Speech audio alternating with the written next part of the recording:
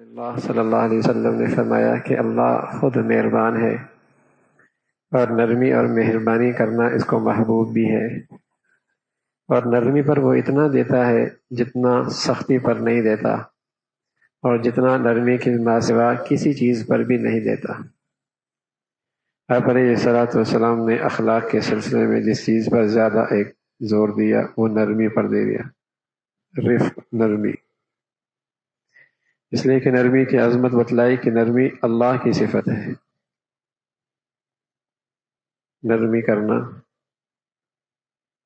اور معاملے میں جسے کہیں کہ درگزر کرنا، یہ اللہ کی خوبی ہے۔ تو جس کے دل کے اندر نرمی اور مہربانی کا جذبہ ہوگا وہ ہے کہ اس کے اندر یہ اللہ کی خوبی موجود ہے۔ پھر آپ علیہ الصلوۃ والسلام نے فرمایا کہ جو اللہ جو کچھ نرمی پہ دیتا ہے وہ سختی پہ نہیں دیتا۔ بعض طبیعتوں میں یہ بات بیٹھ جاتی ہے کہ معاملہ سختی سے حل ہوگا، اس لیے ان کے مزاج میں، ان کی طبیعت میں، وہ جب معاملہ کرتے ہیں، وہ جب کسی کے ساتھ رویہ اختیار کرتے ہیں تو سخت رہتا ہے، سختی سے معاملہ کرتے ہیں اور سمجھتے ہیں اس سے میرے کام نکل آئیں گے۔ حالانکہ رسول اللہ صلی اللہ علیہ وسلم نے اس نظریت کی تردید فرمائی کہ سختی اس لیے کہ ہر معاملے کا حل تو اللہ کی مشیت سے ہے، اللہ کی چاہت سے ہے، تو اللہ اس کے مقاصد نرمی سے پورا کرے گا، سختی سے پورا نہیں کرے گا۔ نرمی سے اس کے کام ہوں گے اور نرمی سے اللہ رب العزت کی مدد اور نصرت ہوگی۔ تو حضور علیہ الصلوۃ والسلام نے فرمایا کہ اللہ نرمی پر وہ کچھ دیتا ہے وہ سختی پر نہیں دیتا، نرمی سے کام نکلتے ہیں۔ پھر آپ علیہ الصلوۃ والسلام نے فرمایا جو شخص نرمی سے محروم ہو گیا گویا کہ ساری خیر سے محروم ہو گیا۔ من یحرم الرفق یحرم الخیر، جو نرمی سے محروم کر دیا گیا گویا کہ ساری خیر ہی سے محروم ہو گیا۔ اس لیے کہ سختی سے معاملہ بسا اوقات اتنا بگڑتا ہے کہ افسوس کرتا ہے کیوں سختی کر دی، حالانکہ اب تو معاملہ ہو گیا۔ اگر پہلے سے اپنا مزاج نرم بنا لیتا اور نرمی کی عادت بنا لیتا تو یہ افسوس نہ کرنا پڑتا۔ یعنی پہلے سے آدمی محتاط رہے، یہ بہتر ہے نا افسوس کرنے سے بعد میں۔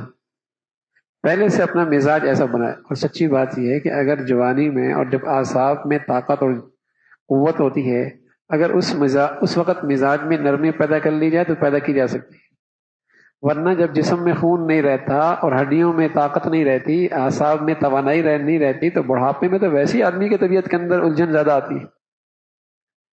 پھر اس جوانی کی جو سختی اس اوقات بڑھاپے میں بہت زیادہ نقصان دہ ہوتی ہے۔